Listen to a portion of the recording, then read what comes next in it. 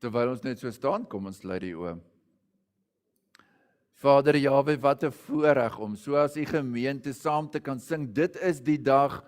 En Vader Jahwe, ons weet, dit is 'n nuwe dag vir u kinders wat die lig van u geregtigheid vir ons opgegaan het in Yeshua. Ons dank u dat u lig is en lewe en dat daar in u geen duisternis is nie. Vader, ons bid vanoggend spesiaal dat u die lig van die aangesig oor ons sal verhef, dat ons werklik waar 'n liefde en 'n verlustiging in u sal vind, dat u alles is wat skoon, rein, heilig is. Vader Jahwe, soos wat ons in die woord lees, u is 'n verterende vuur, wat alles verteer wat nietig is, wat vuil is.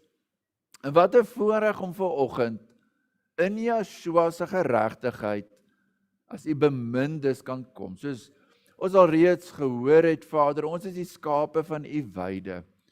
Daardie kudde wat uit u hand uit leef, gevoed word, gekoester word.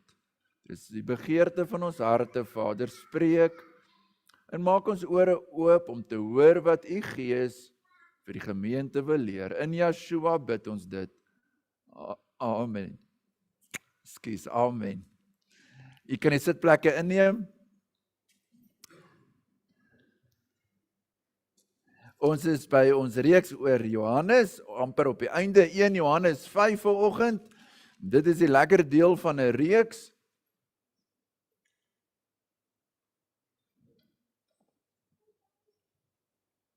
Is daar die vloei.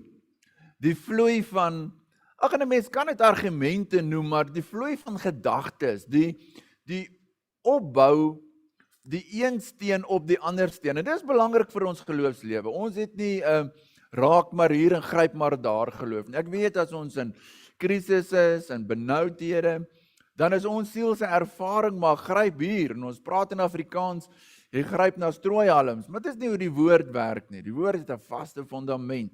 Die nuwe Jerusalem, Yeshua, die vaste hoeksteen, en elkeen wat in hom gebou word, het die voorreg, en dit is die fokus van die brief van Johannes, beleef julle geloof sekertyd. Beleef dit. Geloof sekertyd, ja, daar is in geloof 'n geweldige verantwoordelikheid om dit te voed, om dit te koester, om dit te leef, om dit te toets. Jy moet weet jou geloof gaan gelouter word, want die geloutering van ons geloof is kosbaarder as goud, dit is so. Maar dan is daar ook vir ons as gemeente werklik die vooruitsig elke dag om geestelik te groei. Ek dink dit was verlede week toe ons daar in die Kaap was, die oggendstilte, die pad van die regverdige is soos die môreglans. Dit word helderder na die volle dag toe. En daarom toets jou lewe, toets jou groei. Is daar dag vir dag, ja, daar's beproewinge, ja, daar's toetsinge, maar is daar lig wat al helderder word? Beleef julle geloofsekerheid. Kom ons neem ons teks dan in 1 Johannes 5 waar ons laas opgehou het vanaf vers 9. As ons die getuienis van die mense aanneem, die getuienis van God is groter, omdat dit die getuienis is van God wat hy aangaande sy seun getuig het. Wie in die seun van God glo, het die getuienis in homself. Hy wat God nie glo nie, het hom tot leenaar gemaak, omdat hy die getuienis nie geglo het wat God aangaande sy seun getuig het nie. En dit is die getuienis, dat God ons die ewige lewe gegee het, en die lewe is in sy seun. Hy wat die seun het die lewe. Wie die seun van God nie het nie die lewe nie. En dit het ek geskrywe aan julle wat glo in die naam van die seun van God, sodat julle kan weet dat julle die ewige lewe het, en kan glo in die naam van die seun van God. En dit is die vrymoedigheid wat ons teenoor hom het, dat hy ons verhoor as ons iets vra volgens sy wil. En as ons weet dat hy ons verhoor, dan weet ons dat wat ons ook al vra, ons die bedes verkry wat ons van hom gevra het. Net tot sover vanoggend. die tema lewendige gebed. Lewendige gebed. En nou is dit baie belangrik om die vloei, die kontinuïteit reeds te sien. Ons het nou geëindig in ons skriflesing oor hierdie pragtige voorreg van gebed. En dis 'n area waar ons al baie oor gepraat het en nog oor baie moet praat en moet groei. Maar voordat ons by die praktiese toepassing van jou gebedslewe kom, hoor waar kom Johannes vandaan? Verlede week, nee, nie verlede week nie, ons was in die Kaap, die week voor verlede week, laaste diens hier, het ons hierdie vaste beginsel. Die Vader getuig van die Seun. Dit is my geliefde Seun. Luister na hom. Dis die Seun in wie my siel 'n welbehae het, want hy's gehoorsaam tot die dood. Ek gee hom 'n gebod om sy lewe af te lê en hy's tot die dood toe gehoorsaam. Die grootste volmaakste openbaring van die liefde, die Seun. En daarom is ons geloof, waaroor Johannes baie skryf, in die Seun, in sy geregtigheid, in daardie absolute openbaring van die lewe. Mense neem graag getuienis van mense aan. Ons wil graag na iemand luister wat gekwalifiseerd is, of wat, wel, dalk nie julle nie, maar baie keer, hoe meer grade hy het, hoe meer vertroue het jy in sy geleerdheid. Nou, dit kan nou 'n bietjie dwars trek, maar oor die algemeen, as jy, kom ons vat die tandarts, jy kyk maar vir daai sertifikaatjie teen die muur, waar het hy gestudeer? Want hier gaan nou op 'n sensitiewe plek gewerk word in my mond, waar dit saak maak. Hoeveel te meer ons siele, wat bestem is, of vir 'n ewige lewe of 'n ewige dood. Hoeveel te meer moet ons na die geloofwaardigheid, want dit was die tema van die vorige boodskap, die geloofwaardige getuienis. Jy kan jou hart daarop plaas. Jy kan jou hele lewe daarop reken. Want dit is Jahwe wat getuig het van sy Seun. Nou is dit ook so, dat Vader Jahwe van ons verantwoordelikheid is die antwoord op sy getuienis. Hy sê, as jy Jahwe se getuienis aanneem, wat aangaande sy Seun getuig het, dan kan jy weet, dat jy weet, jy het die lewe. As jy dit nie aanneem nie, dan maak jy Jahwe wat waarheid is, tot leienaar, en jy is nie in die waarheid nie, en jou deel is in die poel van vuur. Dit is 'n baie duidelike boodskap. Ons het in die begin gesê, Johannes se brief is duidelik. Het is nie geskryf dat jy 'n verskriklike ingewikkelde, tussen die lyne, agter die skerms kursus moet loop nie. Dit staan helder en duidelik vir die gemeente, vir die kinders, in die geloof en ook fisies.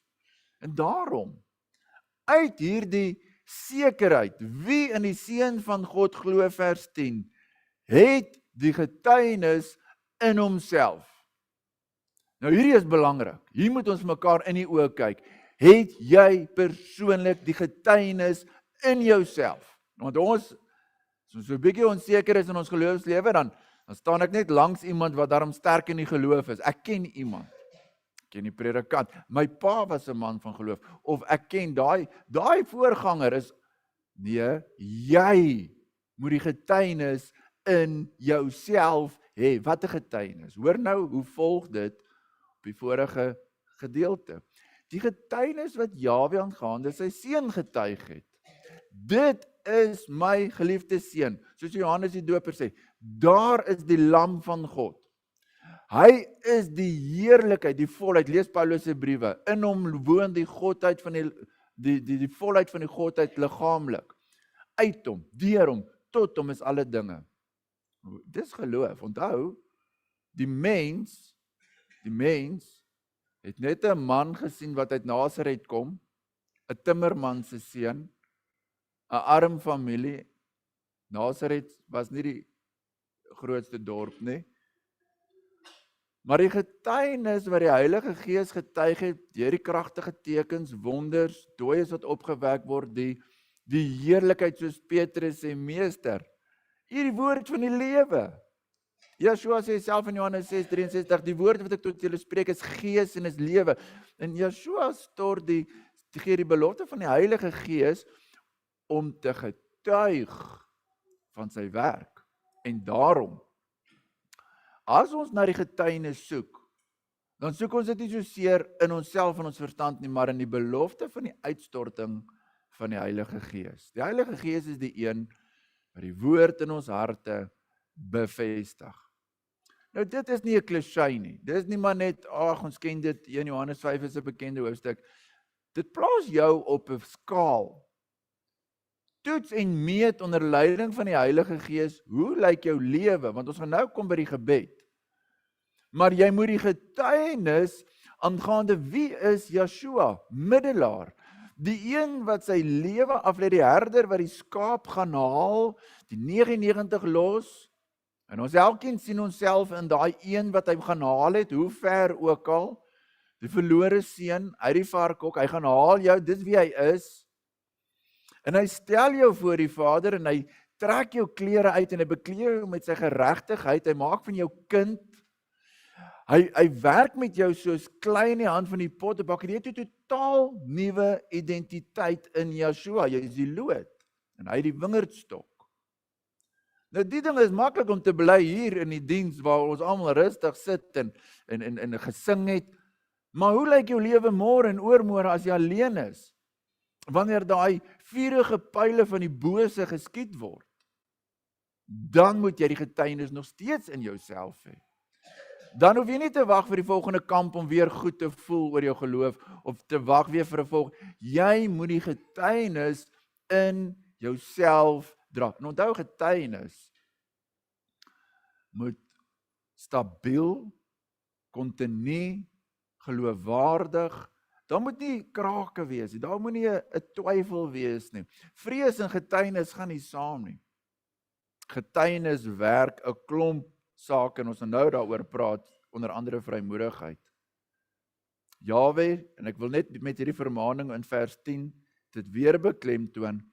As jy nie glo in die Seun, die getuienis wat die Vader van die Seun gegee het nie, dan maak jy God tot leienaar. En ons weet, dit was van 2000 jaar terug af 'n dwaalleer dat Yeshua nie God is nie, dat hy nie volmaak God of volmaak mens is nie. Ons weet is 'n dwaalleer tot vandag onder bekende geleerdere gevolg word. Mense word mislei. Dit is nie iets waarmee jy speel nie. Dit is nie iets waar jy oor uitleen nie. Dit is nie iets wat jy self gaan kyk of toets. Dit is 'n dwaalleer van die Satan om enige afbreek aan Yeshua se majesteit en heerlikheid. Hy is wat die woord sê hy is, die getuienis. En ons twyfel nie eers daaroor nie. Ons betwyfel, ons gee nie die duiwel 'n vaster plek in ons lewe oor interessante artikels op internet, interessante sê goed nie. Die woord sê vir ons, dis 'n area wat vir die Vader belangrik is. Wie nie die getuienis wat Jaweh aangaande sy seun aanneem nie, het hom tot leienaar gemaak, omdat hy die getuienis nie geglo het wat God aangaande sy seun getuig het nie. Dis belangrik. Dis die vermaaning van Johannes aan hy eerste gemeente 2000 jaar terug, en dit geld tot vandag toe net so vir ons. Maar nou is daar by ons somtyds, en is baie keer met satanisme, so toe ons kinders was ons verskriklik bang altyd vir die woord satanisme, want jy sien net hierdie verskriklike ondergrond, onder die brug byeenkoms, waar daar allerhande goed aangaan, en dit is hierdie verskriklike goed. Maar onthou, die Satan kom nie altyd met daai verskriklike donker beeld nie. Hy verander homself as 'n engel van die lig. Hy kom op 'n mooi manier, net passiwiteit, passiewe ateïsme, net as jy in jou lewe glo die leuen van ek is in beheer, of ek moet in beheer kom, of ek moet vir myself sorg, en ek staan op in die oggend, en ek bid nie, en ek maak nie eens my oë toe vir die kos nie, en ek gaan maar net werk toe. Dit is ongeloof, dit is goddeloosheid, dit is los van die verbond, dit is losbandig. En dit is belangrik om dit vir mekaar te sê. Ons sê baie keer hierdie getuienis aangaande die seun, nie een van ons wil 'n woord teen Yeshua sê nie, maar ons sê ook nie vir hom nie, ons lewe nie vir hom nie. En dis wat die woord sê, moenie lou wees nie. Dis of warm, jy het die getuienis, jy lewe dit en ons gaan nou sien die vrug daarvan, of jy's koud. Maar moenie hierdie saam met die bondel, saam met die stroom, so nou en dan, so ek hoop maar nie ek word te veel gekonfronteer oor my geloof. Dit werk nie. Die woord van Jahwe word ons geroep om die getuienis in onsself te hê, wat Jahwe aangaande sy seun getuig het, 'n lewende getuienis, 'n getuienis wat vrug dra. 'n Getuienis wat jou doen en late verander. 'n Getuienis wat jou gesindheid verander. Beteken nie jy gaan nie sukkel met jou ou probleme of jou beproewinge nie. Dis reeds die krag hoe om daardeur te gaan. Johannes skryf eenvoudig. Vers 11. Dit is die getuienis dat God ons die ewige lewe gegee het. En dadelik wil ek sê, moenie die lewe losmaak van die seun nie.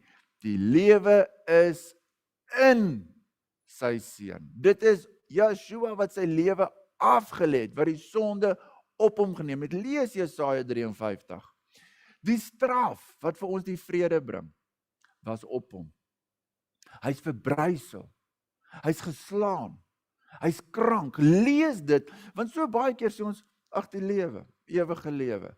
Dit het die duurste prys gekos. Openbaring 5 word die lam verheerlik, want ons is duur gekoop deur sy bloed. Duur gekoop. Dit het 'n prys gekos, die lewe. Maar dan wil ons ook vir mekaar sê, die lewe begin nie eers wanneer ons op aarde sterf nie. Paulus, hulle skryf aan die gemeente in Efesiërs 2 vers 1, julle het hy lewend gemaak, wat dood was deur die misdaad en die sonde. Hierdie lewe sal verseker in die hiernamaals nog meer en meer en meer heerlikheid, in heerlikheid geopenbaar word. Maar is bedoel vir die gemeente, vir die hier en die nou, in 'n wêreld van dood. In 'n wêreld van misdade. Efesiërs 2:5, dit was deur die misdade wat ons dood is. Dit is die werke van die dood. En ons gaan nou na so 'n teks toe blaai. Vers 12, hy wat die seun het, dis nie onseker taal nie. Jy het hom of jy het hom nie. En as jy hom het jy die lewe, want Yeshua is die lewe. Wie die seun van God het nie die lewe nie. Daar bestaan nie so ding soos panteïsme. Elke ou besluit maar watter roete hy volg, almal kom bo op die berg uit. Daar's een weg, een waarheid, een lewe. Dis Yeshua Messia. En dadelik wil ek weer vermaan. Ons sê baie keer, ja, daai Hindoe ding werk nie en daai Moslem ding werk nie. Dis waar. Hulle is heeltemal van die pad af. Maar daar's mense wat praat soos jy praat, wat nie in Yeshua bly, soos die loot in die wingerdstok moet bly nie, wat dink, hy gaan net sê, en ek hoor dit altyd op 'n begrafnis, hy was 'n goeie mens. Hy was 'n goeie mens. Hy was 'n gesinsmens. Hy was 'n sportman. Hy was opwindend, hy was avontuurlustig. Hy het niemand ooit kwaad gedoen nie, maar daar's nie 'n woord van Yeshua nie. Paulus sê, ek elendige mens, moenie van my sê ek is goed nie, ek is elendig, ek is beklaanswaardig. Ek leef nie meer nie, maar ek leef deur die geloof in Yeshua. Hy is my geregtigheid. Hy is my identiteit. Wat ek nou leef in hierdie lewe, leef ek deur die geloof in die seun van God wat my lief gehad het en sy lewe vir my oorgegee het. Dis 'n teks wat ons baie quoteer. Galasiërs 2:20. En as jy hom al baie gehoor het, sê ons saam as ons hom so quoteer. Dit gaan nie oor jou nie. Dit gaan nie oor wat mense van jou sê nie. Dit gaan of jy die getuienis in jou lewe het en die vrug sal kom. Moenie bekommerd wees nie. As Yeshua in jou is en jy in hom, die vrug sal kom. Dit is die werk van die Gees. Daarom wil ek julle aandag daarop vestig. Kyk hoe eenvoudig is dit gestel. Wie die seun van God het die lewe. Wie die seun nie het nie die lewe nie. Niks meer nie, niks minder nie. Dis wat dit is. Plaas jouself voor hierdie ontsaglike waarheid van Vader. Want die waarheid, julle sal die waarheid ken en die waarheid sal jou vrymaak. En dan sê Johannes 8:32, net 'n bietjie verder, 8:36, as die seun jou vrygemaak het, sal jy waarlik vry wees van wat? Van valse vertroue, van valse verwagting, van vrese. Is ek goed genoeg? Is ek nie goed genoeg nie? Kyk na my lewe. Nee, kyk op na hom. Wie die seun het die lewe. Al gaan jy hierdie week deur 'n dal van doodskade weer, as jy die seën het, het jy die lewe. En dit is belangrik. En al gaan jy hierdie week op vakansie, en jy dink, ek is veilig, en as jy die seën het, het jy die lewe, bly in hom. Vers 13. Dit het ek geskrywe, Johannes motiveer, hoekom skryf hy dit? Aan julle wat glo in die naam van die Seun van God, sodat, hier's die rede, julle kan weet, dat julle die ewige lewe het, en kan glo in die naam van die Seun van God, Yeshua, Yahweh is verlosser. Dit is belangrik. Is maklik, soos ons sê hier, om te sing, as daar mooi musiek is, en as mense om jou wat nog ons mooier as jy kan sing, is lekker om te luister na die tannie agter jou, of voor jou, of langs jou.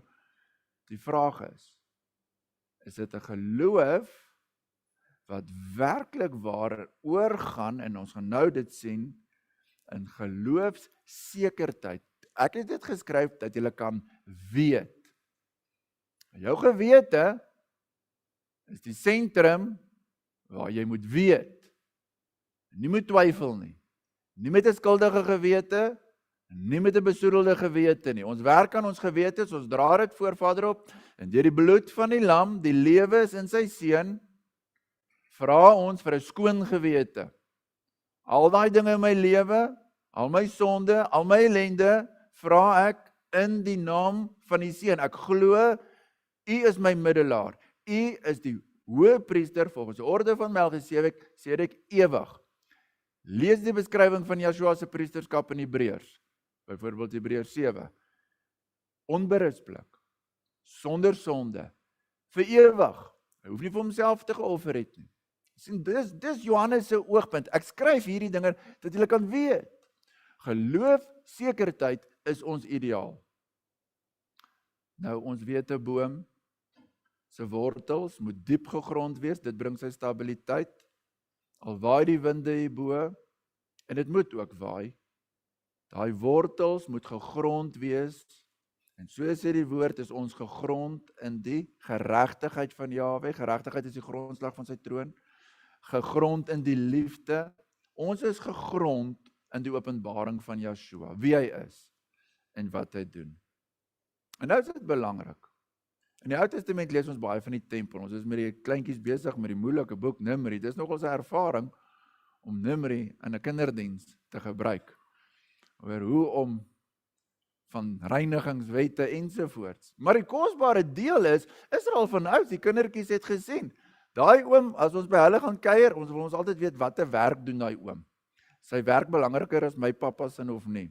Of is my pappa, en as jy daar by oom gaan kuier iemand wat leef is, nee, daai oom boer nie, hy werk net by die tempel, hy werk by die tabernakel. Nou wat se werk is dit?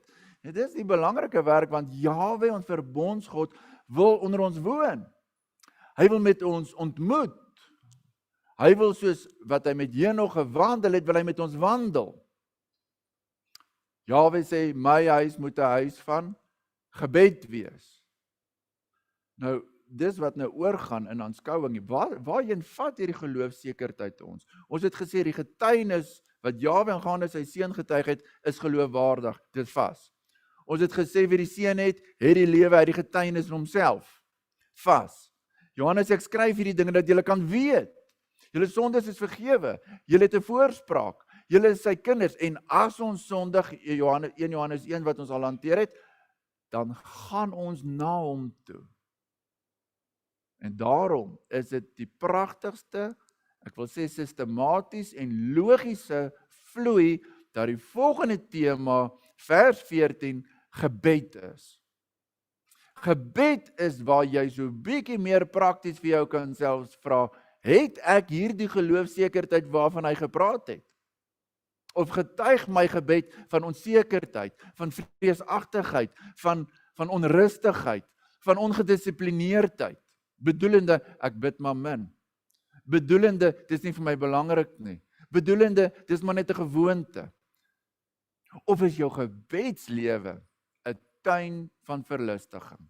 En ek weet ons almal het 'n stryd. Was iemand eendag op 'n jeugkamp, amper van sy stoel afgeval toe hy hoor, hierdie predikant raak ook op sy knie aan die slaap. Hy weet ook baie keer nie wat om te bid nie. Ja, ons almal het daai stryd. Petrus het dit gehad in die tuin van Getsemane. Ons is nie hier om mekaar te veroordeel nie, ons is hier om mekaar te bemoedig. Hoe gaan ons gebedslewe toeneem, groei tot 'n welaangename offer vir Vader Jahwe? Begin by geloofsekerheid. Dit klink nie altyd so belangrik nie, dit is. Want wat hou ons weg van gebed? Swak gewete, besoedelde gewete. Daai mond wat so geskel het op pad huis toe. Daai hart is ontstel. Ek is nou ontstel. Ek kan nie nou stil hou nie. Ek sal ander dag stil hou as ek weer rustig is. Nee. Nee, die rots van die eeue is vir die mense wat in die storm wil vlug na die skuilplek van die Allerhoogste. Die siel wat onrustig is, wat in 'n beproewing is, word genooi, kom na my toe, almal wat vermoeid en belaas is, en ek sal jou rus gee. Moenie jou rus gaan self soek by die yskas of by een of ander plekkie. Kry by hom jou rus. En ek weet julle glimlag, sien net ek wat by die yskas 'n draai maak.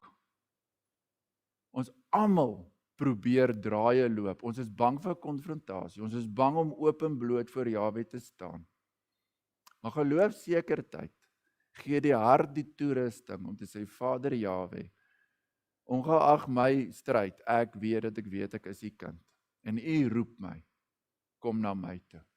In Johannes 5:14, en dit is die vrymoedigheid wat ons teenoor hom het. Hierdie is 'n persoonlike, intieme verhouding.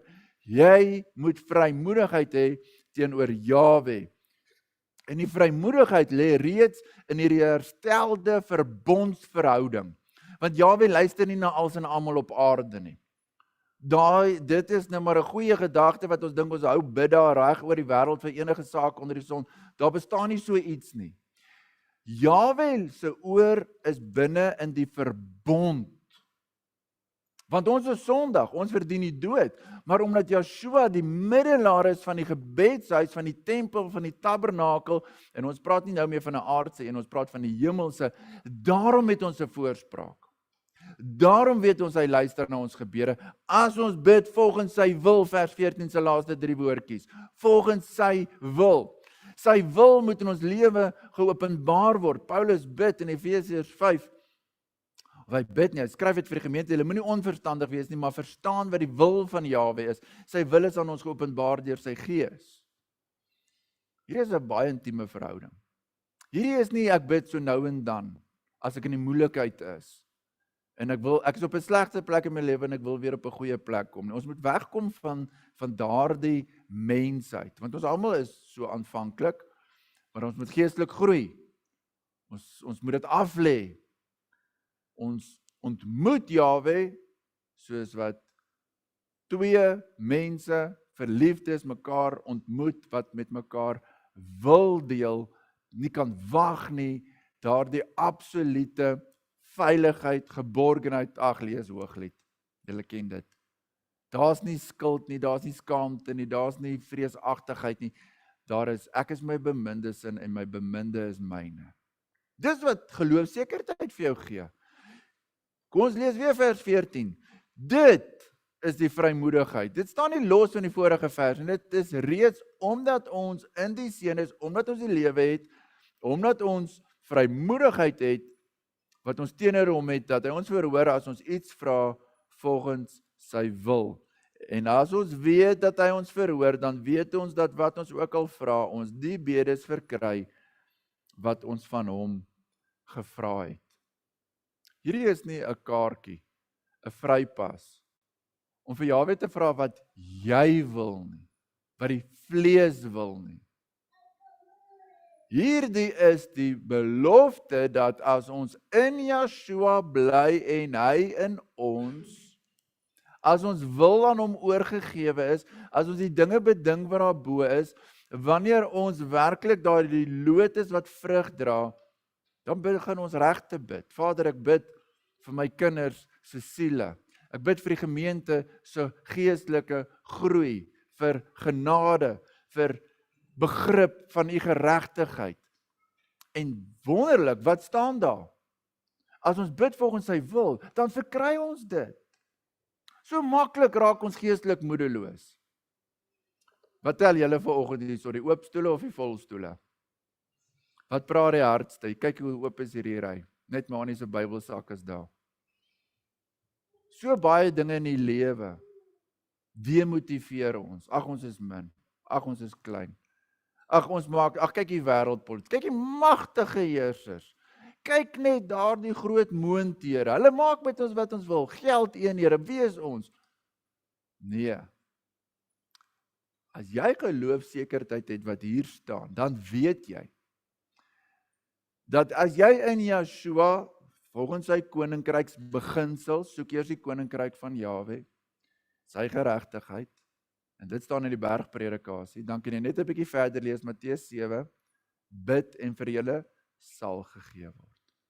Dit wat Jahwe weet, wat lei tot Gods vrug, wat lei tot sy verheerliking.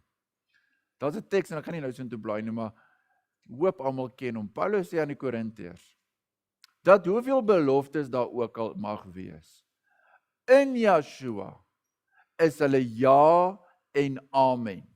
Nie beloftes buite Yeshua nie, in Yeshua. Beloftes wat die gemeente kan opstaan tot Gods vrug. Want die res van die teks sê, dat hierdie beloftes wat in Yeshua ja en amen is tot lof van Jahwe deur die gemeente.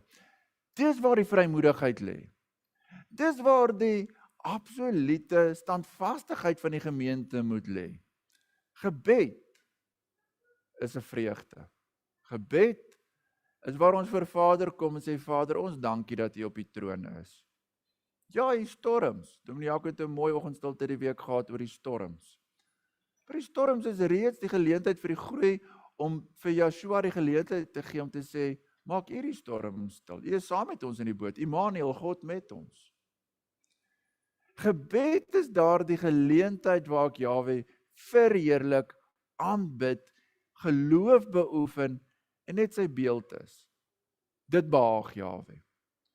Dit behaag Jahwe soveel sodat in sy raadsplan dat hy beskik het dat ons in Openbaring sê hy wat oorwin, ek sal hom 'n pilaar in my tempel maak. Hy sal nooit uitgaan. Hy sal vir ewig my aangesig sien, vir ewig. Daardie heerlikheid wat ons ewig en ewig sal hê om net voor Jahwe lof en eer en aanbidding en te hoor hoe die engele sing, heilig, heilig, heilig. Openbaring 4, die laaste vers, U is waardig, want U het alles geskape. Gebed is nou vir ons, soos die woord sê, 'n eerste paaiement, 'n onderpand, waar die Heilige Gees, want ons moet in gees en in waarheid aanbid, ons moet nie vleeslik bid nie. Wanneer ons in gees en in waarheid aanbid, wanneer ons toelaat dat die Heilige Gees hierdie getuienis aangaande Yeshua in ons lewe opwek, en ons verstand vrugbaar maak, en die woord laat ryklik woon in ons harte, sodat wanneer ons bid, ons meer woord sal bid en woord georiënteerd, dat ons vrymoedigheid kan hê. Dat ons werklik waar kan sê, Vader, ek kom na U toe, U is my herder. Die woord sê, niks sal my ontbreek nie. Daardie Psalm 3 is waar gewees, eerstens vir Yeshua wat op aarde gewandel het, en elkeen wat in hom bly, ontvang dieselfde belofte. En al voel dit vir my vandag, ek is in 'n dal van doodskade, al voel ek sit teenoor my teenstanders, nogtans is U die een wat my hoof vet maak met olie. My beker loop oor. En U goedheid, en U guns, U verbondsliefde in die bloed van Yeshua gesluit, die nuwe verbond. U goedheid sal my volg. My begeerte is om in U huis te bly tot in lente van dae. En dan kan ons, wanneer ons amen sê vir die kinders, wat beteken amen? Dit sal so wees. Amen is hierdie pragtige Hebreëse stamwoord wat sê dis vas, dis waar, dis onbeweeglik. Met hoeveel geloof sê jy amen as jy klaar gebid het? Dis baie keer skokkend as ons klaar gebid het, dat jy eintlik nie 'n verwagting het dat dit wat nou gebid is regtig gaan gebeur nie, want dit is wat die vlees wil hê, ongeloof. Hebreërs 11 vers 6, hy wat tot Jahwe gaan, moet glo dat hy is en 'n beloner is van die wat hom soek. Ja, ek weet, die predikanse kinders wil nie, hulle moet heeltyd uit die huis uit praat nie, so druk toe julle ore, Jan Hendrik, maar daar's nogals 'n ding wat 'n ouer vang. As jou kind roep, "Pappa," en jy sê ja, en hy kyk nie, en hy roep weer, "Pappa," en jy sê, "Ek kyk al lankal, praat maar." En hulle roep, maar hulle is eintlik op 'n ander stasie. Hulle is eintlik op 'n ander plek. En baie keer bid ons so. En wie se huis is daar reël, ons mag nie skree nie. Mag nie aan die een kant van die huis vir die ander een skree. Nou lyk my op die plot is daar nou 'n verskoning. Ons weet nie waar pappa is nie. Maar ons lag daaroor, maar daar's 'n tipe van 'n frustrasie as iemand jou naam roep en jy kyk en daai persoon kyk nie eers vir jou nie. Hy roep maar net so uit gewoonte uit. Nou ons moet ook wanneer ons in gebed tot Vader Jahwe nader besef, sy aandag is op jou. Hy kyk vir jou. So hy sê die oë van Jahwe is deurloop die aarde om diegene kragtig te ondersteun wie se harte onverdeeld op hom gerig is. Jahwe rig sy aangesig na sy kinders toe. Hy wil ons verhoor. En dit is so mooi. Een van die mooiste belewennisse van kommunikasie. Hulle sê 90% is nie verbaal. Dis liggaamstaal. Kyk jy? Is jou oë in die ander een se oë? Luister jy? Is jou arms oop? Is jou hart oop? Dis maar menslik. As ons maar net hierdie geloof, hierdie teks kan glo, wanneer Jahwe se kinders bid, dan is Jahwe se aangesig op die gebede van sy kinders. Moenie voel jy bid teen die dak vas nie. Moenie in jou gevoelens versink en moedeloos word nie. Ek gaan hierdie boodskap afsluit. Die getuienis wat ons het, wat die Vader van die Seun getuig, bring in ons lewe 'n vastigheid. Hy is ons middelaar. Hy is ons oudste broer. Hy is die tweede Adam. Die eerste Adam het al die dood en die sonde en die dorings en distels voortgebring. Die tweede Adam is die lewe. Dit is so mooi. Toe ek in my voorbereiding gelees het, hy wat die Seun het die lewe, toe dink ek, die evangelie van Johannes. Die van julle wat 'n elektroniese Bybel het op julle foon en in die soektog kan doen, gaan kyk hoeveel keer staan die woord lewe in die boek Johannes. Dis ver oor 100. Yeshua is die brood van die lewe. Hy is die water van die lewe. Hy is die lewe. Ek is die weg, die waarheid en die lewe. Hy is die opstanding in die lewe, Johannes 11. Wat beteken dit vir jou in praktyk? Wat beteken dit wanneer ons 'n stryd het teen die vlees en teen die dood? Dan moet ons werklik waar sê, Vader, hierdie geskenk, hierdie genade van die lewe wat ons het, bring in my die vrymoedigheid om tot U te nader in gebed. En hoe meer ek U aangesig sien, en ek praat nie van visioene en drome, en ek praat van in die lig van sy woord, hoe meer ek U leer ken. 2 Korintiërs 3:18, hoe meer word ek verander na U beeld. Dis die Heilige Gees se werk. Dit is wonderlik hoe hy werk. Jy hoef nie presies te weet hoe dit werk nie. As jy kos eet, is jy nie bekommerd of jou maag of darms hulle werk doen, behalwe as jy 'n gesondheidstoestand het, maar oor die algemeen eet ons en jy gaan net aan. Ons hoef nie Vader Jahwe se werk te doen nie. Hy weet wat hy doen. En hy is getrou. Maar wat vra hy van ons? Hy vra van ons hierdie gefokusde geloof in die openbaring van sy liefde in Yeshua om die Seun werklik as jou alles. Jou alles. Nie net Sondag nie. Nie net nou en dan nie. 'n Absolute wingerdstok loodverhouding. Sonder my kan julle niks doen nie. Maar in hom sal julle veel vrug dra. En die vrug wat ons beklemtoon vandag, spesiaal in gebed. As ons moeg en moedeloos is en nie weet hoe om te bid nie, begin eers by die versekerdheid wat hier staan. Kry eers daai geborgenheid. Ag, ons almal ken die ervaring. Jy moet baie keer met iemand praat, maar jy is nie lus nie. Jy is nie die regte stemming nie. Hy maak mens 'n bietjie koffie en hy ruik jy ietsie en jy gaan sit op 'n stoel wat sagter sit en jy probeer die ding nou so bestuur dat jy begin lus raak vir gesels. En dit is so, ons mense is maar vol dinge. Die woord is belangrik dat voordat jy gaan bid, om jou hart in te stel en te sê, maar wag, net voordat ek bid, wat gaan ek nou doen? Ek gaan met die lewende God praat. En sy oë is op my. En ek moet werklik kom met dit wat hom welbehaaglik is, naamlik geloof. Sonder geloof is dit onmoontlik om Jahwe te behaag. En ek moet geloof hê in hom wie hy is, en dan kom ek weer terug by die geloofsekerheid. Wie die seun het die lewe, het die vrymoedigheid om te bid, 'n lewendige gebed. Dit waar hoe ons by die tema uitkom, 'n lewendige gebed, is 'n gebed wat gekenmerk word, dat Yeshua in my bid. Hy is ons middelaar. Priesters moes die volk help. Priesters, ek wil dit weer sê, moes die volk help. Want jy kom daar met jou sonde en jou swakheid. En hy was nie daar om vir jou vinger uit te wys en sê, maar jy was nou laasweek hier gewees. Hoe is dit dat jy nou so baie sondoffers en brandoffers moet bring? Hulle was nie so nie. Hulle moes die swakhede dra van die volk. Hulle moes die volk help om Jahwe te dien. Ons hoëpriester is daar, Yeshua Messia, om jou te help bid. Daar's twee wat help bid. As ons nie weet wat om te bid nie, Romeine 8 tree die Gees vir ons in.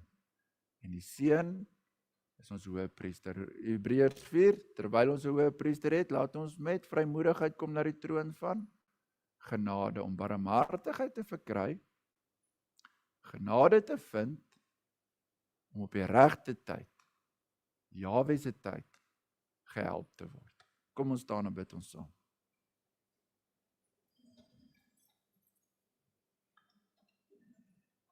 Ons almagtige Vader, Jahwe, dankie vir u woord. Dankie vir die beloftes wat in Yeshua ja en amen is. En spesiaal die belofte rondom gebed, wil ons bid dat ons as gemeente sal groei in ons gebedslewe, dat dit nie vir ons 'n las sal wees, of 'n teleurstelling, of 'n rede tot moedeloosheid nie, maar dat ons gebed reeds die wonderlikste geleentheid sal wees waar ons u ontmoet, in vrymoedigheid, in liefde, in geloof, te weet dat ons weet, u hoor ons, u is die hoorder van gebed.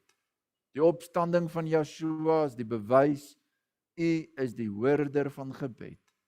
Dankie, dat ons in Yeshua hierdie voorreg het om tot u te nader, ook vandag, wanneer ons as gemeente bymekaar is en stil is, dan vra ons u Vader, help ons dat ons sal verstaan, ons is 'n tempel van die Gees. 'n Tempel wat 'n huis van gebed genoem word. 'n Huis waar ons gedagtes op u rig, ons siele, ons verlustiging, ons verlange. Vader Jahwe, u weet hoe ons 'n stryd het met die vlees en vleeslikheid. Dat ons gedagtes so kortstondig op hierdie aarde agter nietighede aan hardloop. Wil u vir ons help om mekaar te bemoedig en dat ons sal saam bid, dat ons sal leer om die tyd uit te koop, om nie met nietighede besig te wees nie, maar te bid. En te bid soos wat dit u behaag. Te bid met daardie kinderlike opregtheid, om u aan te roep, onse Vader, wat in die hemele is. Dankie dat u naam, u koninkryk, u wil, u geregtigheid, u heiligheid, ons hoogste roeping is. Dit wat ons gesing het, ons is die volk wat geroep is. Ons dank u dat ons geroep is om u te aanbid. Ware aanbidders wat u behaag. In Yeshua deur die krag van u Gees. Amen. Terwyl ons net so staan, kom ons hef die hande op. Jahwe sal ons seën en ons behoed. Jahwe sal sy aangesig oor ons laat skyn en ons genadig wees. Jahwe sal sy aangesig oor ons verhef en aan ons sy vrede gee in Yeshua deur die krag van die Heilige Gees. Amen.